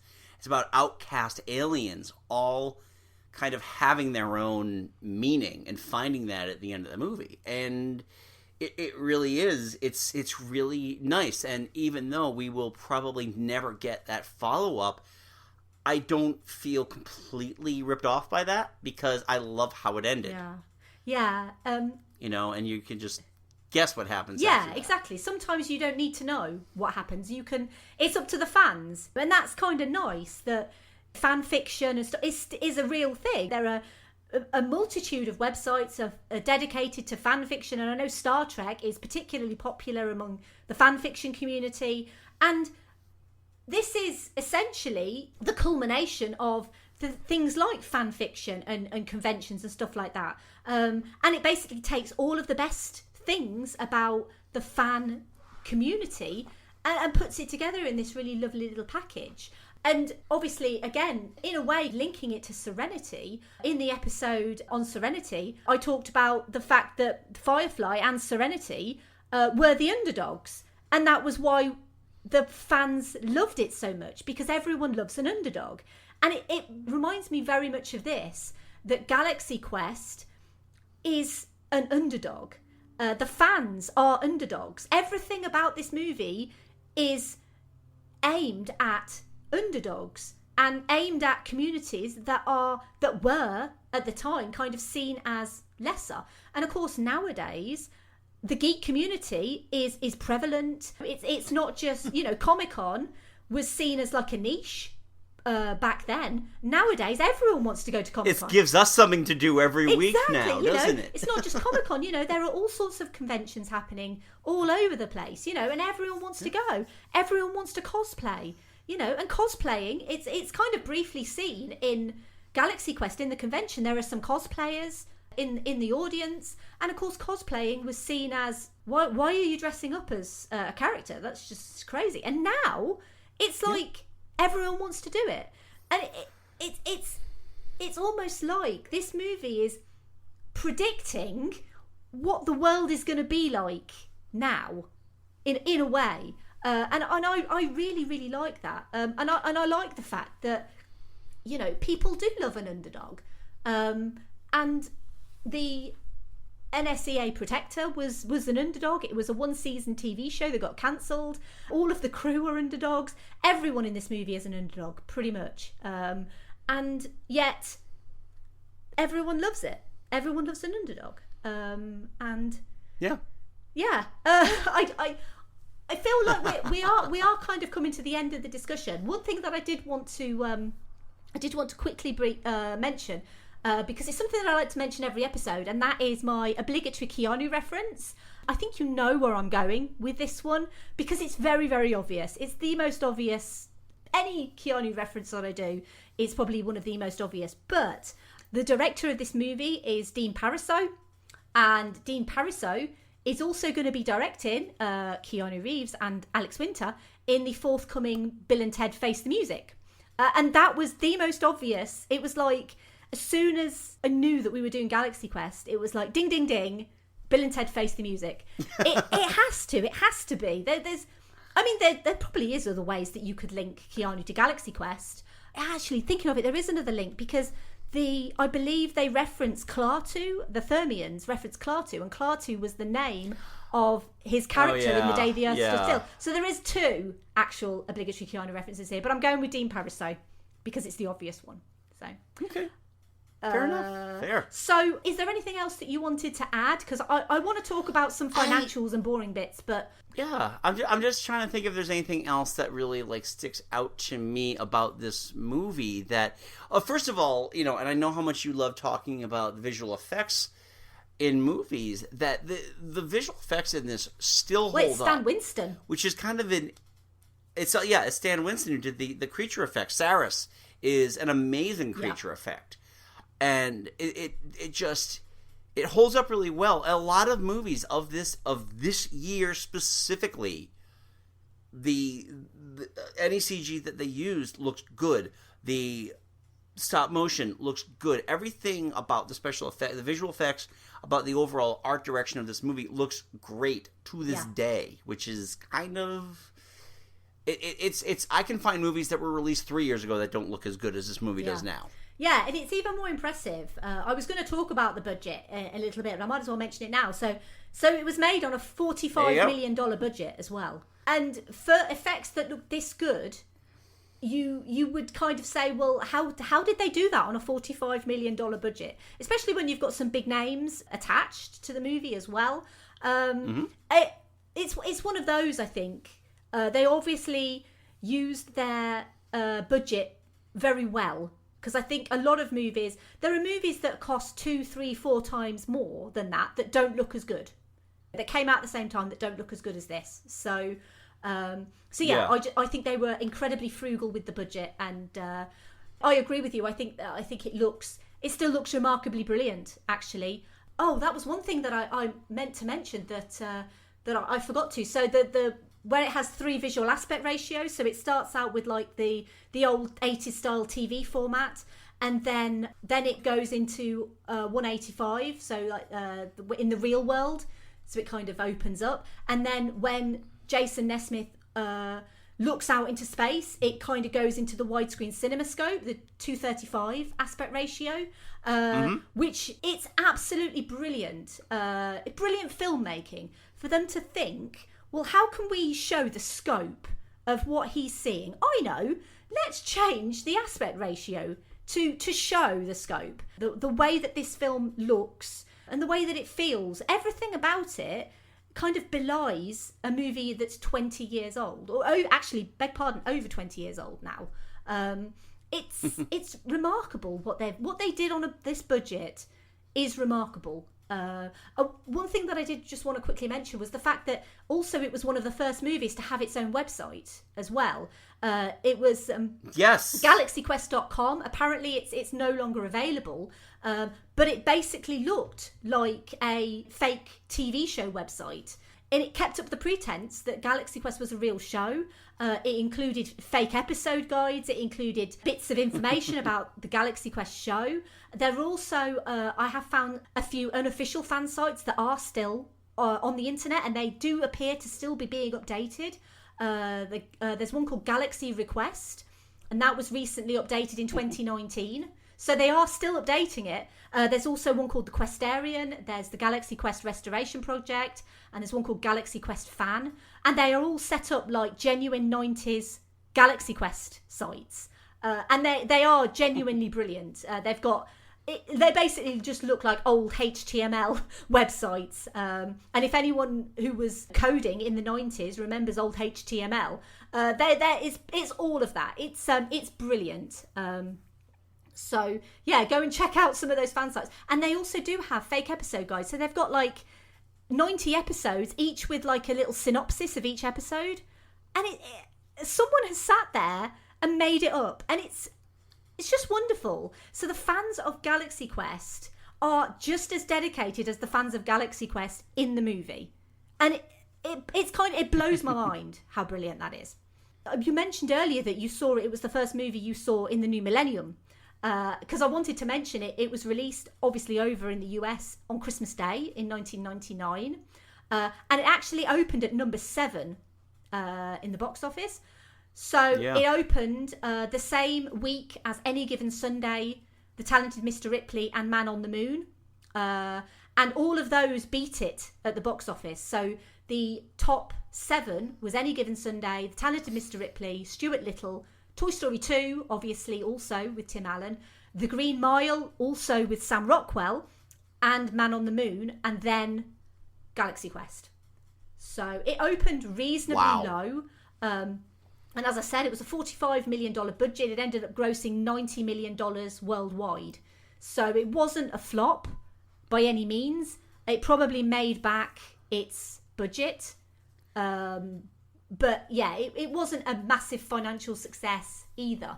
We briefly mentioned a TV series. So Amazon, in 2015, they were talking about a TV series, and it was going to be a continuation. And it was put on hold after the death of Alan Rickman in 2016. And then it was resurrected again, and a script was written by a guy called Paul Scheer. But basically, one of the bigwigs at Paramount left. And so the project was put on hold again. And it's basically just stayed in indefinite hold now. I thought it would be nice to maybe end just maybe with a tribute to Alan Rickman. I agree with that. Because he's been, it's been 4 years since he passed. It's over 4 years now, and it's still hard to believe that he's gone, especially because he passed around the same time as David Bowie did, and to me, David Bowie is one of the greatest musicians ever. So just trying to reconcile to myself that either of them is gone is now. Is still a little crazy to me. But this role, you had mentioned this being one of your favorite Alan Rickman roles, and I think it's the most personal of the Alan Rickman roles in terms of the fact that he was this amazing Shakespearean actor and who kind of got swept up in the big swell of the Hollywood blockbuster. And I'm pretty sure that people were accosting him and asking him to do Hans Gruber lines, or, asking him to stab, cut out his guts with a spoon, that kind of thing. And it's just, he's such a remarkable presence on screen. He commands that. The best description I heard about him, this was right after he passed, was that Alan Rickman had this amazing talent to draw out a single syllable word. Any word that he had, and I always point to when he was in, which one was it with Umbridge? Order of the Phoenix. When Dolores Umbridge is questioning him about having constantly applied to be the instructor against, Defense Against the Dark Arts. And then she's like, you've applied for this. Yes. And you never got the position, did you? Obviously. And it was just like this, his delivery is just so iconic and so very much of everything he does, even smaller films like Love Actually, which, God, that movie makes me cry every time I watch it. The scene with him and Rowan Atkinson in the shop I'm assuming you've seen Yeah, Love Actually, yeah. right? Or is No, that no, just no. like a... It's only a movie that Americans watch and Brits all laugh, point I tell you what it is. I have a very contentious relationship with Love Actually. I don't... I know that everyone is like, it's one of the greatest romantic comedies of our time. And I do not agree with...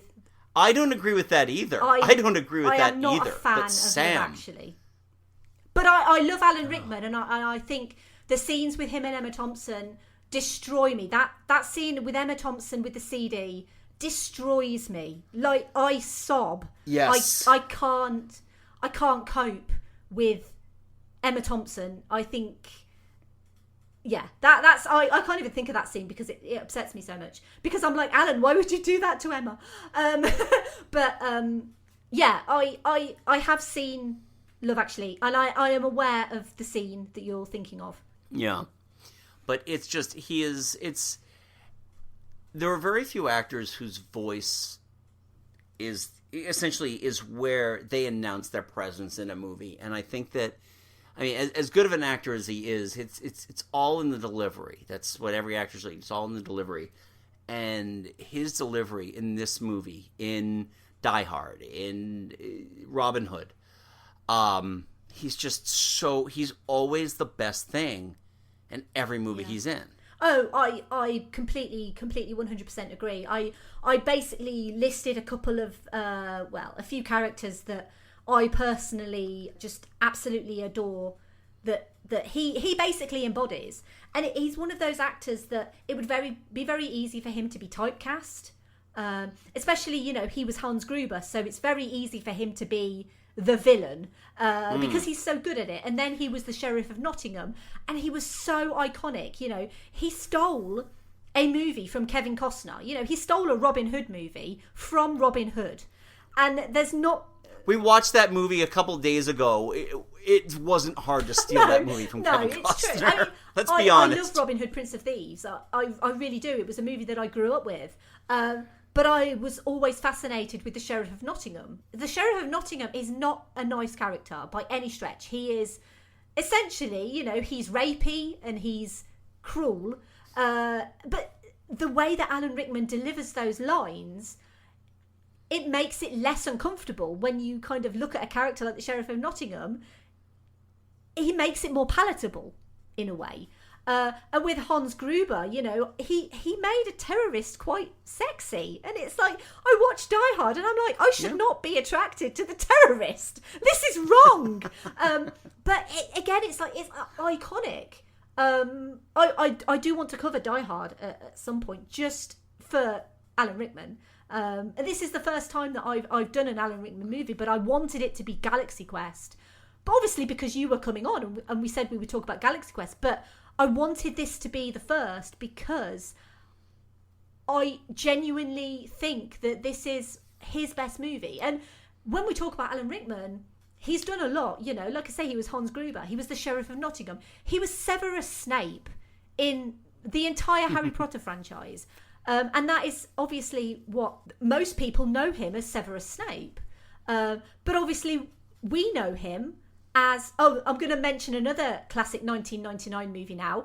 We know him as Metatron in Dogma. Yes. And Metatron, again, is one of the best characters in Dogma. Like, he steals Dogma from everyone, He steals Dogma from Ben Affleck, Matt Damon, Linda Fiorentino, Salma Hayek, Chris Rock, all of these other actors. And it's like, you only care about Alan Rickman as Metatron. He stole The Hitchhiker's Guide to the Galaxy as Marvin the Paranoid Android. And he just did the voice. He wasn't even there. He was just the voice. And I also have to kind of mention as well, it's probably a bit out there. And I don't know how many listeners have seen Sense and Sensibility. But Sense and Sensibility is one of my favourite period movies adaptations of a Jane Austen novel. And it was written by Emma Thompson. It was directed by Ang Lee. And he is the perfect Colonel Brandon. I adore Sense and Sensibility. That is also coming to the podcast as well at some point. But again, all of these things, Your Dogma is on my list. Hitchhiker's Guide is on my list. Cheapers, yeah. But I wanted Galaxy Quest first because I genuinely feel like this is the pièce de résistance of a man who has such a varied film role history. Like you say, a man with the voice that everyone recognises. I wanted it to be Galaxy Quest. And I'm so happy that it is Galaxy Quest and that we've been able to talk about Galaxy Quest, because there are only a handful of actors that I will turn around and say that I genuinely still miss. One of them is Heath Ledger, and I talked about him on A Knight's Tale. And again, I'm going to be talking about Heath Ledger at some point in the near future, mainly because he died far too young. And I miss him so much. And Robin Williams as well. Immeasurable amount of missing from me, and Alan Rickman. And those three, I still feel sad that people are, kids are growing up, and yeah, they can see historical documents of Robin Williams and Heath Ledger and Alan Rickman, but they will never be able to experience what we experienced, going to the cinema to see the latest Heath Ledger movie or to see Robin Williams. And it's good that they have the historical documents, but I wish so much that Alan Rickman was still here. I can't tell you how much I wish that. Yeah. Because I genuinely, cinema misses Alan Rickman. He is wonderful. And I feel quite sad, but I'm going to carry on. I'm so happy though that we've been able to talk about Galaxy Quest to honour not just Alan Rickman but everyone associated with this movie, because it is genuinely perfect in every way. It really is. This is the Mary Poppins of movies. It's practically perfect in every way. Absolutely. I think we should end it there, because I feel like that there's not really much else that we can say. I'm not going to do social media thoughts because this episode is going to run quite late. But what I want to do now, if it's okay with you, Andy, and I'm sure it will be, I would like to give you the opportunity to plug your wonderful podcast and obviously tell people where they can find you and where they can find Geek Salad, and where can they listen to you? Okay. Well, yes, as Em mentioned, we are Geek Salad. You can find us wherever you get your podcasts, so Spotify, Stitcher, Apple, Google Podcasts, iHeartRadio. Our audio stream also shows up on our YouTube channel, which is Geek Salad Podcast, where you can also check out movie reviews that we do. My partner Mike and I attempt to do weekly reviews of older movies. Not so much a review, but more like a reminiscence of.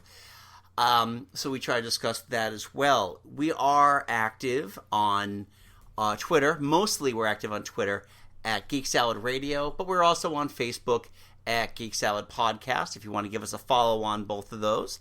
And yeah, I really like to invite you to check out our episodes. And if you're a fan of Verbal Diorama, then definitely check out episode 197, where we discuss the movies of 1990.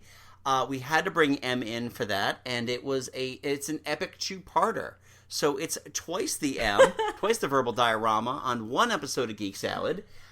It is a great place to start, but we have episodes discussing so many other topics. We talk about video games, we talk music, we talk television, we talk just food, we talk a lot of stuff. Literally a salad of geekness. Everything. It is a buffet of everything. Yeah. Exactly. Yeah. Yes. So yes, please listen to us, and if you love us and you want to show some support, check out our TeePublic page, where you can get t-shirts and mugs and all that fun stuff, which is just TeePublic, and then the keyword is Geek Salad Podcast. Nice. Obviously, a massive thank you to Andy for coming on again to talk about another movie of 1999. Maybe you'll come on for Dogma next. Who knows? Let's just go through all the 1999. You know what? I would love nothing more than to come on for Dogma. It is a date, Do you know what? when I was prepping this episode, I was like, I'm not going to invite Andy on for another one at the end because, I don't want him to feel like he has to, I don't want to feel like, because he might not want to. And what have I just done? I've just been like, yeah, come on for Dogma, it's fine. But you are more than welcome. And I'm all like, yeah, that's cool, I can do that. You are, maybe in another 9 months you can come on for your 3rd appearance. And yeah, we can talk about it, but I'm more than happy to talk with you about Dogma. Thank you so much for agreeing to come on, talking about Galaxy West. It's been a genuine delight. It's always you a are pleasure. a wonderful human being, and you know that I think that you're a wonderful human being because we speak a lot, kind of off podcast land. We're always kind of chatting and messaging each other and stuff like that. And you are genuinely a wonderful human being. I've always been so supportive of me and of Verbal Diorama as well. So I can think of nothing that I would like more than for you to come back again, because I feel like you've always got something interesting to say. You're so knowledgeable. I can't even speak. You're so knowledgeable about pretty much everything. But that's kind of the point of Geek Salad, I guess, is that you do kind of talk about everything. So you know a lot about everything. I'm that loudmouth that's going to get this entire crew killed. Yeah. So yeah, as I said, massive thank you to Andy for coming on. I hope everyone has enjoyed. It's a bit of a different episode because it always is with a guest on, but a lot more fun, a lot more banter, a lot more laughs than just me talking on my own. And it's a revelation for me to actually have someone else to talk to. So I'm very, very grateful for that. Thank you for listening. As always, I would love to hear your thoughts on Galaxy Quest and pretty much anything to do with Galaxy Quest. You are more than welcome to talk to me about. The next episode, what can I say except you're welcome? That's it. No, the next episode is going to be on what I think is probably Disney's best animated movie in the last 20 years. Just hands down. So 2016 was a great year for Disney because Zootopia, or as we know it, Zootropolis, was also released the same year, and I love that movie too, but I chose this one instead. The next episode, so that's episode 55, is going to be on Moana, and you and Andy's excited, and I love Moana. I love Moana. I'm so excited to be talking about Moana. Everyone knows how much I love animation. I do have an animation season coming at the start of next year, but I specifically wanted Moana before then. So I am really excited to be talking about Moana, and I hope you will join me for that. What I've normally done in the past is I would go through a list. I'd be like, if you like this episode, I've also done episodes on blah, blah, blah, blah, blah. But as I now have over 50 episodes, I'm no longer listing them all. And that is for a couple of reasons, really. It's mainly to do with time, but it's also to do with the fact that it really, really hurts my throat to have to list through over 50 episodes. So instead, each episode, I'm going to try to recommend other similarly themed episodes that if you do like this one, you might also like to listen to this little selection of episodes that I've put together. So if you liked this episode on Serenity, you might also like episodes with similar sci-fi themes. So the Joss Whedon co-written Titan AE, which was the very first episode of this podcast. Also Edge of Tomorrow, Passengers, Treasure Planet, Serenity, and Rogue One as well. I think because they're all very similar sci-fi themes, obviously give me feedback on my recommendations. Do you think I got it right? Do you think I missed anything? Let me know on social media. If you do like this episode or any other episode that I've put out, if you would be so kind as to take a moment to rate and review on something like Apple Podcasts, ideally 5 stars would be lovely. That would just be really, really nice. I would really appreciate it. It's the best way to show me or any podcaster that you enjoy listening. And it's completely free and it literally takes 2 minutes. Or another thing that you could do, tell your friends. If you do enjoy my episodes, then make sure you tell someone and maybe they could listen too. That would be awesome. If you do want to get in touch with me on social media, I'm on Twitter, Facebook, Instagram and Letterboxd at Verbal Diorama. And although you're under no obligation to do so, If you wish, you can sign up to support the show on Patreon. It's patreon.com/verbaldiorama. Tier start at $2 a month, and you get some lovely little perks. You get the upcoming schedule every month, and you also get a shout out on the next episode, and you get episodes slightly early too. So a big thank you to the patrons of this podcast, to Simon E, Sade, Hardy L, Claudia, Simon B, Laurel, Derek, Jason, Kristin, Kat, Andy, Mike, and Griff. A big massive thank you to all the patrons of Verbal Diorama. If you want to get in touch on email, you can do so verbaldiorama@gmail.com. You can also get in touch with me on my website, verbaldiorama.com. You can also pop over to filmstories.co.uk. You can check out the print magazine, of which the new issue will be available soon-ish. I've just submitted my 9th column for that. And also the website articles, a couple of which are written by me as well. Obviously, if you can support Film Stories, that would just be wonderful. Please buy a magazine if you can, or just, click on a link or two on the website. Every little helps. So I thought maybe we could do a synchronized Never Give Up, Never Surrender. That sounds great. Well, let's just give it a try, okay? I'll count down, okay? 3, 2, 1. Never give up. Never surrender.